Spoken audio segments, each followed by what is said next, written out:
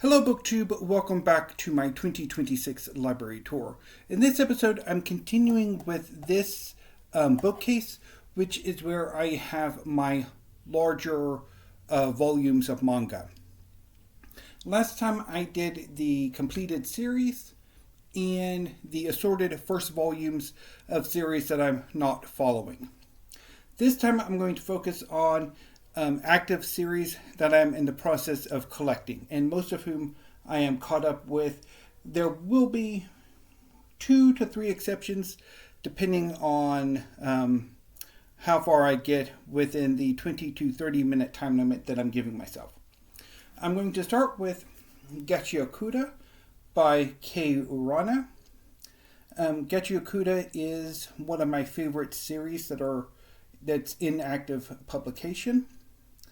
It's a post-apocalyptic series about a young man named Rudo who lives at the start of the series, lives in an artificial habitat that hovers over a desolate planet that the inhabitants of the sphere, as they call the habitat, use as a glorified landfill. Rudo is accused and punished for the murder of his adoptive father, which Rudo did not commit, and he is exiled to the surface. Rudo survives and discovers that he has a superpower to channel through an object of vital importance to him. And Rudo joins the Cleaners, an organization devoted to fighting monsters composed of trash. With the acceptance that the Cleaners will help Rudo find a way back to the sphere so that he can enact bloody revenge. I love this series. I really love Rudo's character, and the artwork is amazing, and I'm really loving where the series is going so far. So this is volume 1. Volume 2 with Zenka. So the first volume has Rudo. The third volume has Injin.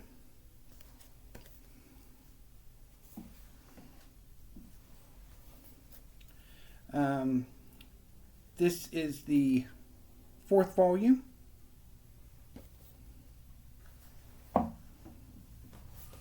The fifth volume. The sixth volume.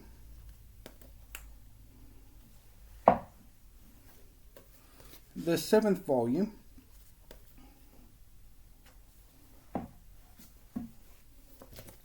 The eighth volume.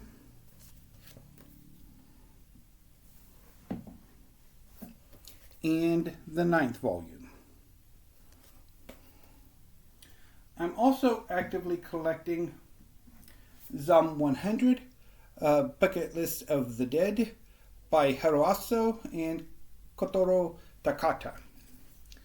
Zom 100 is a zombie apocalypse series about a young man named Hikaru who works a dead-end job. He's a wage slave. He's basically a real-life zombie. When the zombie apocalypse happens, he takes the opportunity to quit his job, such as it was, and goes on an adventure to complete 100 items on a bucket list before he becomes a zombie. Over the course of the series, Akira reconnects with old friends and makes new friends, and they go on a number of adventures, ultimately deciding to try to help end the zombie apocalypse. So Haruaso is most known for his series Alice in Borderland. Once that series concluded, Aso retired from the illustration side of manga creation and partnered with Kotaro Takata for this series, and with Takata doing the art or the illustrations. So I really love this series. It's hilarious. That was volume 1. This is volume 2.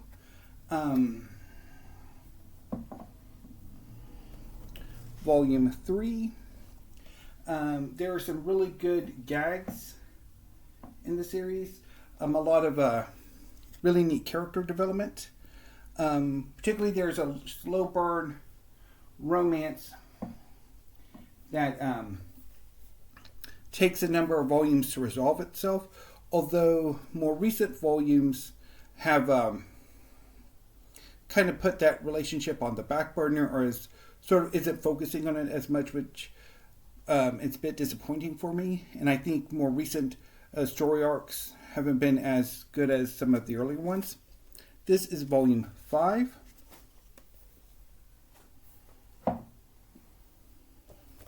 Volume 6.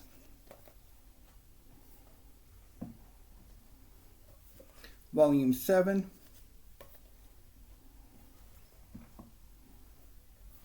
Volume 8.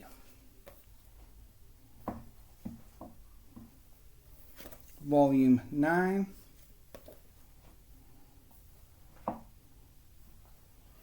Volume 10.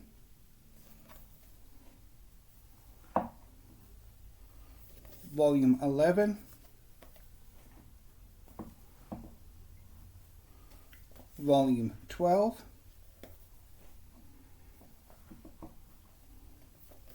Volume 13. Volume 14.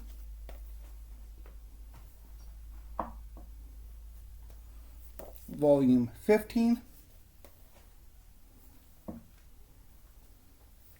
Volume 16. Volume 17.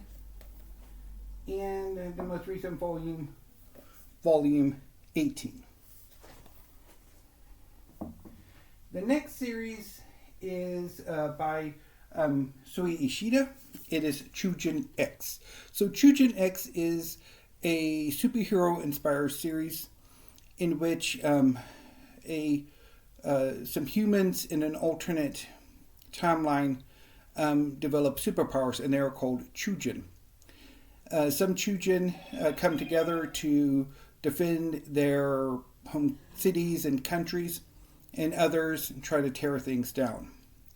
The series itself is about a young man named Tokyo who, at the beginning of the series, develops vulture-type superpowers, and he becomes, over the course of the series, a very accomplished superhero. I really love this series, which I think is probably in its final storylines. So this is volume 1. And I really love the cover art. Volume 2. And the art itself is really good as well. Volume 3. So Choujin X is an occasional series.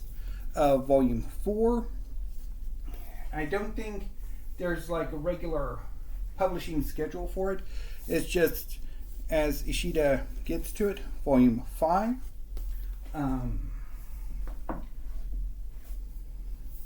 Volume 6.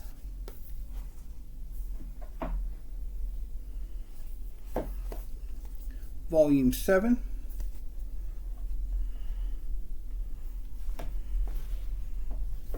Volume 8.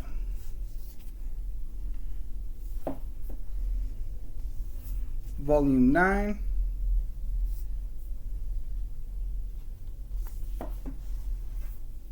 And Volume 10, which is the most recent volume. I think the next volume of Choujin X, I think either comes out this month or next month.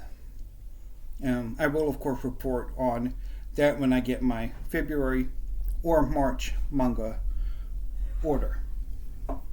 So the next series is Record of Ragnarok by Azuchika on the art, Shinya Umemura on the story, and Takumi Fukui doing the scripting. This is the first volume. So Record of Ragnarok is about a competition between humans and the gods to determine whether or not humanity will survive. And so the competition is a series of one-on-one death matches between a human and a god.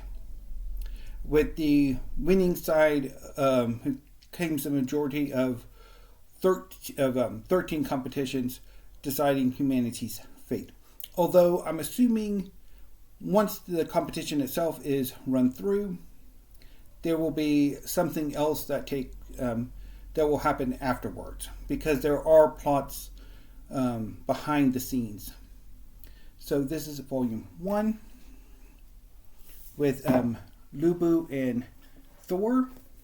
Volume 2 has Zeus and Adam.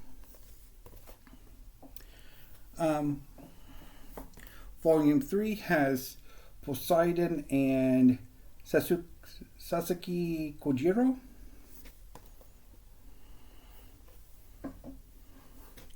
Volume 4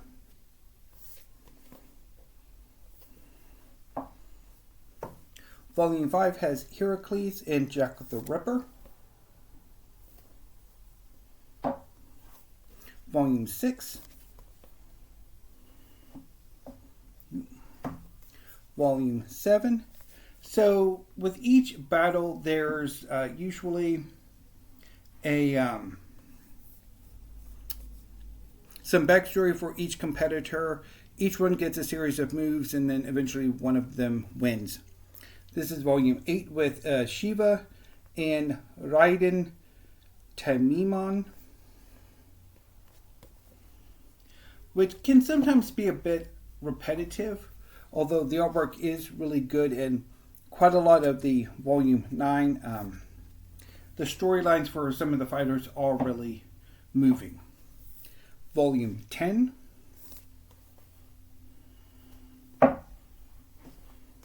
Volume 11 with Buddha. Volume 12 also has Buddha with Zerofuku, or one of the versions of Zerofuku, which is, I think, a constructed god for the series. This is volume 13.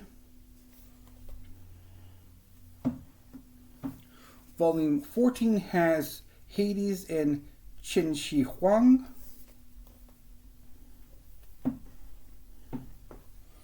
Volume 15.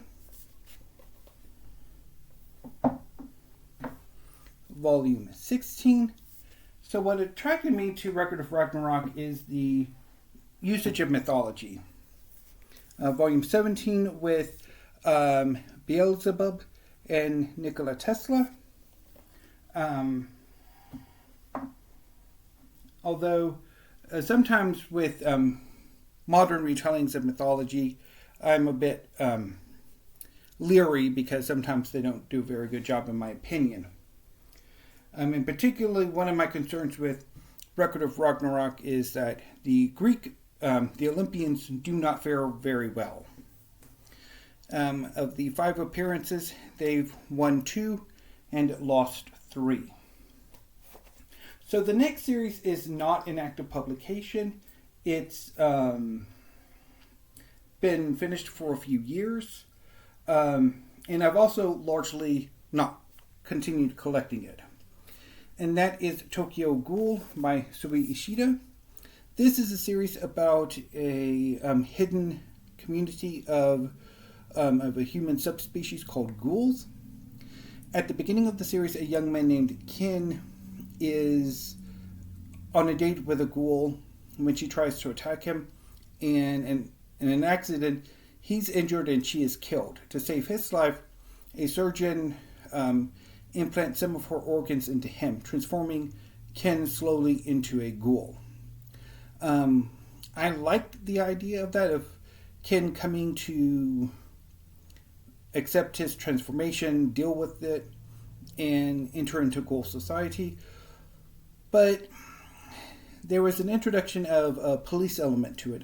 There's a special branch of the police who are dedicated to hunting down ghouls and stuff, and the technology that they have just bugged me. So I largely haven't kept up with it. This is volume 2.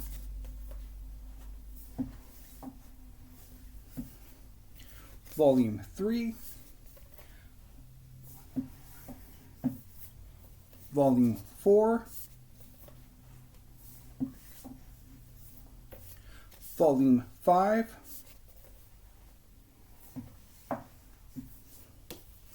and Volume 6. So the next series is, again, an active publication. It is The Summer Hikaru Died by Moku Mokuren.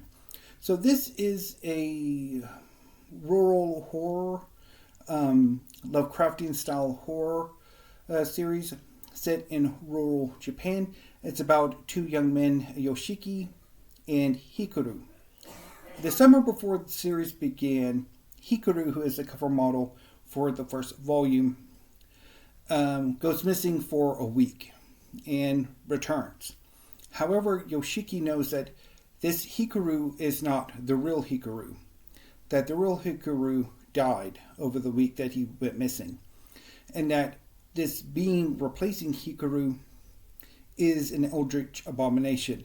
However, the two form a friendship, and gradually the nature of Hikaru is explored, as well as Yoshiki's relationship with Hikaru, both this new one and the deceased one, as well as his own feelings for both of them. Yoshiki was in love with the first Hikaru, and some of that has transferred to the current Hikaru, and they go on a number of adventures to sort of figure out what's going on in their town and protect Hikaru from those who would use him for nefarious purposes, all that sort of stuff. This is a really good series. I've been really enjoying it so far, and I'm hoping it will continue. So this is the second volume with Yoshiki on the cover.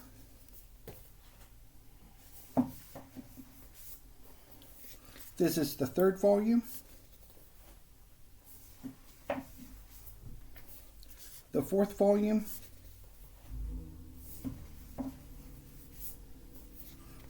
The fifth volume.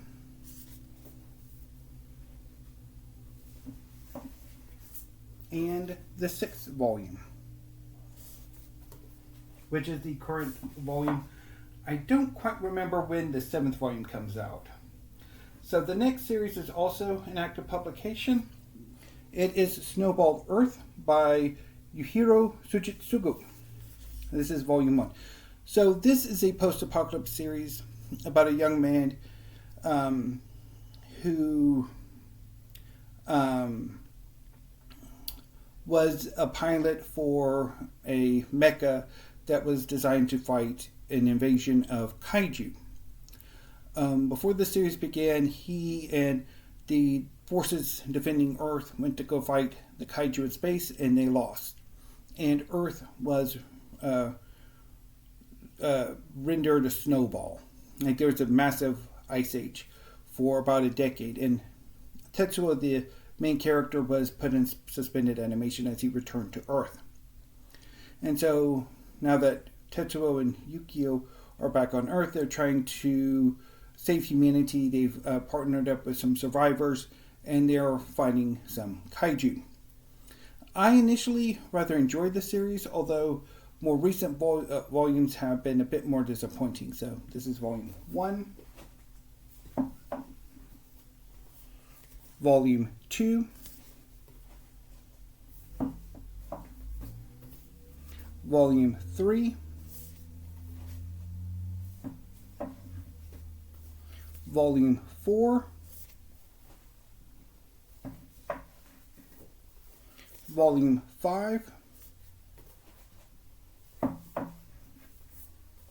Volume 6.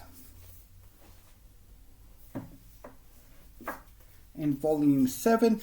I think Volume 8 comes out this week, because I know for sure Volume 8 is coming out. And I'm going to wrap up this episode with another first volume of a series that I'm not continuing on with. and that is Tokyo Revengers by Ken Wakui.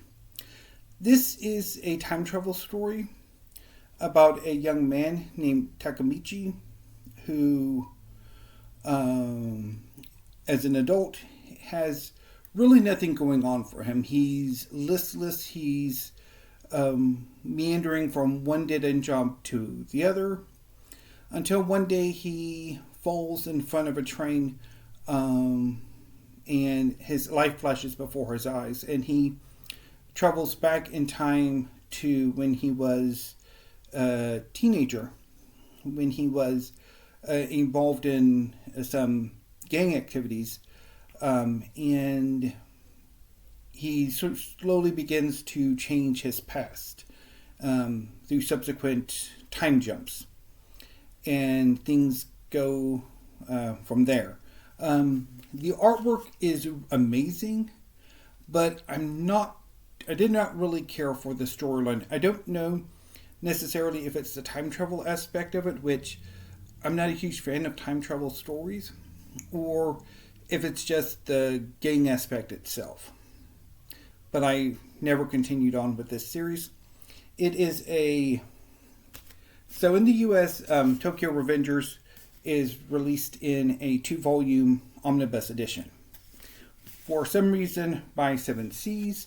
I don't know why this was not published by Viz, which, given where Tokyo Revengers appeared in Japan, you would think it would have been published in the US and by Viz, but it wasn't. Anyway, so that wraps up these 2 shelves. I will be back tomorrow in this location to work on JoJo's Bizarre Adventure. And I'll just do JoJo's Bizarre Adventure in tomorrow's episode. So it will be slightly shorter. Anyway, BookTube, I will see you again. So until then, thank you and have a great day.